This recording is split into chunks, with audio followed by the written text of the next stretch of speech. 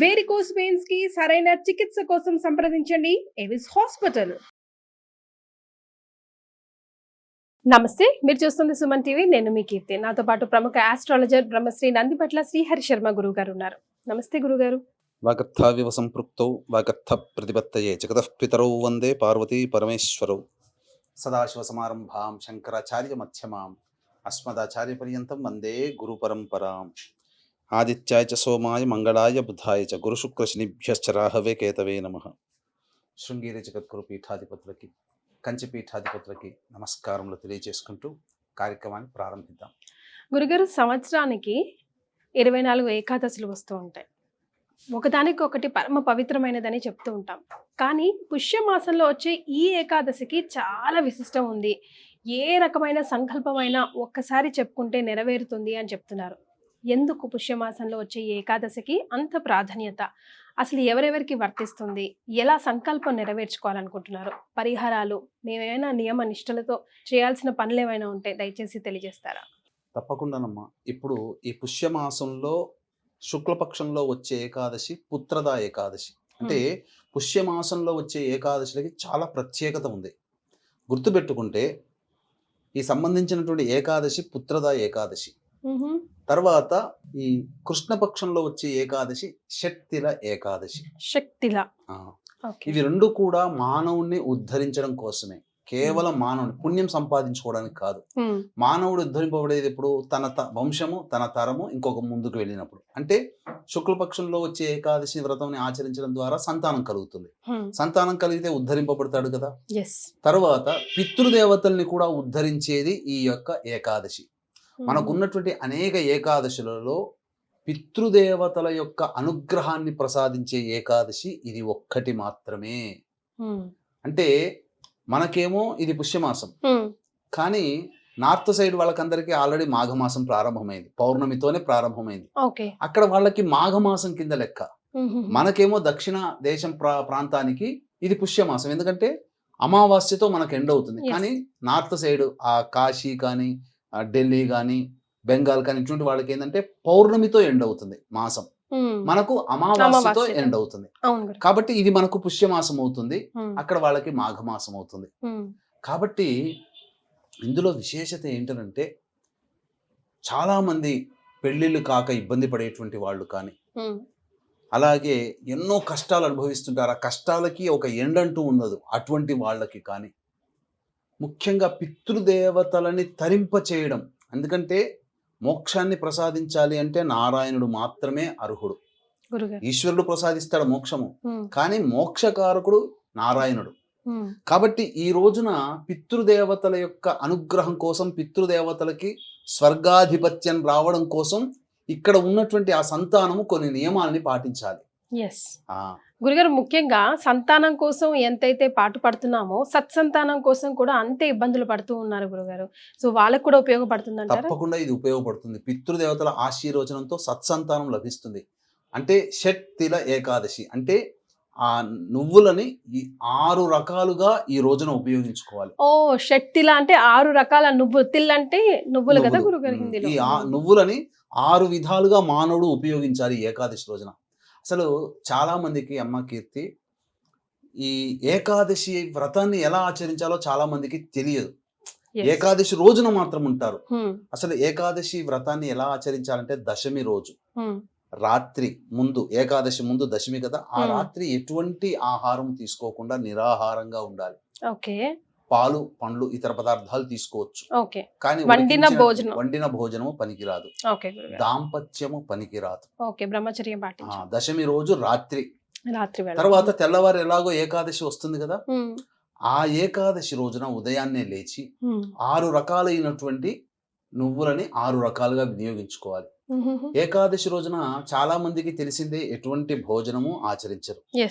కానీ ఈ రోజున నీటిలో నువ్వులు నానబెట్టి ఉన్నటువంటి వాటి నీటిని తాగాలి. మొట్టమొదలుగానే స్నానం చేసే విధానం ఎలా ఉంటుందంటేనమ్మా, తిలల్ని బకెట్లో నీళ్లు పోసుకుంటారు కదా, ఆ నీళ్లలో నల్ల నువ్వులు వేసి ఆ నీళ్లతో స్నానం, అంటే శరీరం నుంచి ఆ నల్ల నువ్వులు జారువాడాలి. లేదు అందరూ షవర్లో పెట్టుకుంటారు, కొన్ని నీళ్ళలు తల మీద వేసుకొని షవర్ మీద స్నానం చేసిన ఆ యొక్క శరీరం నిండా తిలలు ఇలా ఉండాలి. చిల్లలు అంటే ఆ, నువ్వులు. ఆ. ఎస్. తర్వాత స్నానం చేసిన తర్వాత శుచి అయిన తర్వాత నువ్వులు పిండిని ఒంటికి రాసుకోవాలి ఆ రోజు, ఓ, స్నానం చేసిన తర్వాత. స్నానం చేసిన తర్వాత.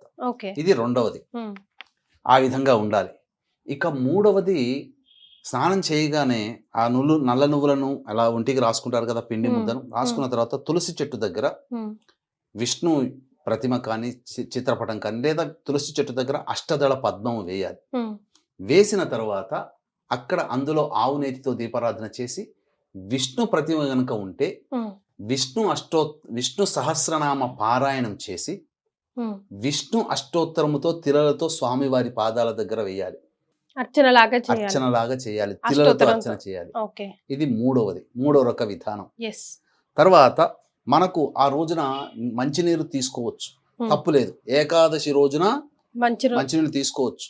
ఆ మంచినీళ్ళలో నువ్వులు నానబెట్టినటువంటి నీటిని ఆ నువ్వులతో సహా మనం తీసుకోవాలి ఎప్పుడు తాగినా. ఇది 4వ విధానం. ఇక 5, 6 విధానాలు మాత్రం చాలా అద్భుతమైనటువంటివి. ఇది చేతనైన కొలది, శక్తి కొలది వాళ్ళు చేయాలి.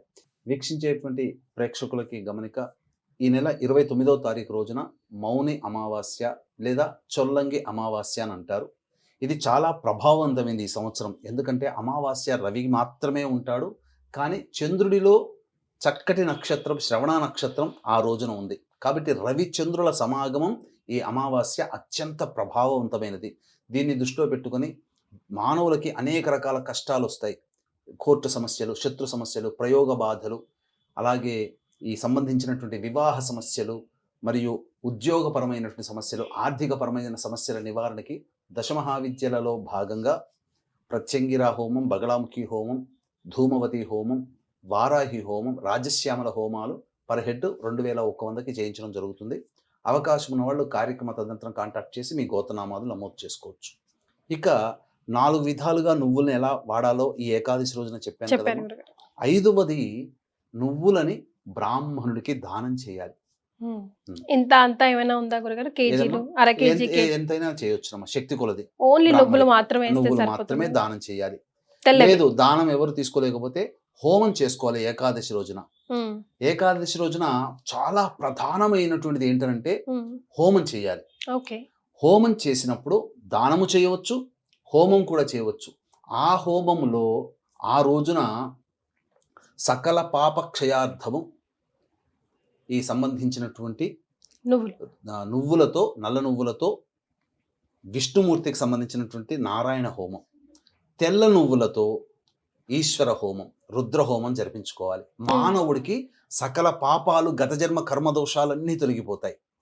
ఇక మధ్యాహ్నం రోజున ఆ తర్పణాలు, నల్ల నువ్వులతో తర్పణాలు వదలాలి పితృదేవతలకి. ఆ రోజున ఏకాదశి రోజున వదలాలి. ఇక తర్వాత ఆ రోజంతా ఉపవాసం ఉంటారు కదా, నీళ్ళు ఎప్పుడు తాగినా నువ్వులు కలిపిన నీళ్ళని తాగాలి.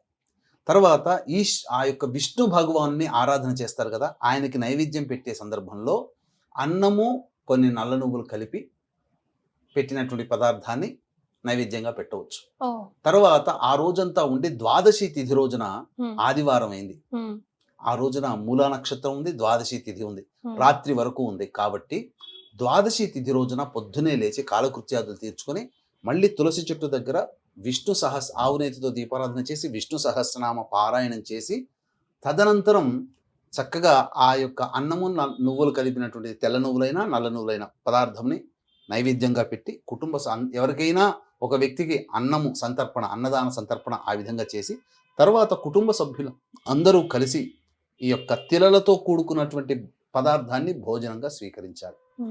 కొన్ని గ్రంథాల ప్రకారం ఏంటంటే ఏకాదశి రోజున అన్నము భుజించకూడదు అని అన్నారు కదా, కానీ కొన్ని గ్రంథాల ప్రకారము ఆ ఏకాదశి రోజున నైవేద్యం పెట్టినటువంటి తిలలతో కలిపినటువంటి అన్నాన్ని భుజించవచ్చు ప్రసాదంగా అని చెప్పి శాస్త్రంలో ఉంది. ఆ విధంగానైనా చేయవచ్చు.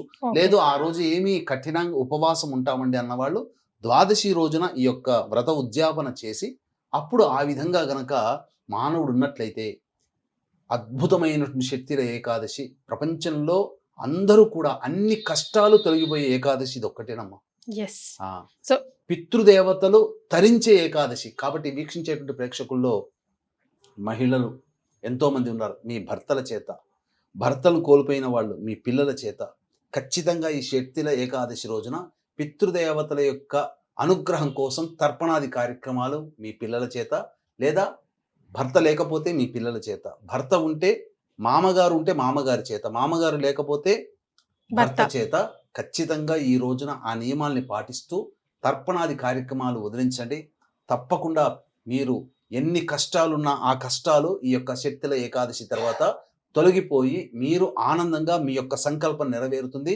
ఇది పితృదేవతలకి సంబంధించినటువంటి శక్తుల ఏకాదశి. ఈ రోజున ఈ విధంగా ఆచరించడం ద్వారా మీ కుటుంబంలో పెళ్ళిళ్ళు కావలసినటువంటి అబ్బాయిలు అమ్మాయిలు ఎవరైతే ఉన్నారో వాళ్ళకి ఖచ్చితంగా వివాహం అవుతుంది. అలాగే సంతానం కలగనటువంటి దంపతులు ఉంటారు కదా, మీ కోడళ్ళకి కొడుకుకి అల్లుడికి కూతురికి ఖచ్చితంగా సత్సంతానం లభిస్తుంది. ఎందుకంటే ఇది పితృ ఏకాదశి అని అంటారు దీన్ని. కాబట్టి పితృదేవతల అనుగ్రహమే వంశము అభివృద్ధి అవుతుంది. వంశం అభివృద్ధి అంటే డబ్బులు లక్షలు మేనేజర్లు టీం లీడర్లు పిల్లలు అవ్వడం కాదు. ఆ వంశాభివృద్ధి అంటే మీ కడుపున పుట్టిన సంతానానికి మళ్ళీ వాళ్ళకు ఒక సంతానం పుట్టడం అనేటువంటిది వంశాభివృద్ధి. కాబట్టి వంశాభివృద్ధి ఈ యొక్క ఏకాదశి తిథిని ఆచరించడం ద్వారా విష్ణు యొక్క అనుగ్రహము పితృదేవతల అనుగ్రహంతో మీ పిల్లలకి చక్కటి సత్సంతానం కలుగుతుంది, వంశాభివృద్ధి అవుతుంది అని. అట్లాగే వంశం అభివృద్ధి కావాలంటే పిల్లలకి పెళ్ళిళ్ళు కావాలి, కాబట్టి ఖచ్చితంగా పెళ్ళిళ్ళు అయి తీరుతుంది అని చెప్పడంలో ఏమాత్రము సందేహం లేదు. రైట్.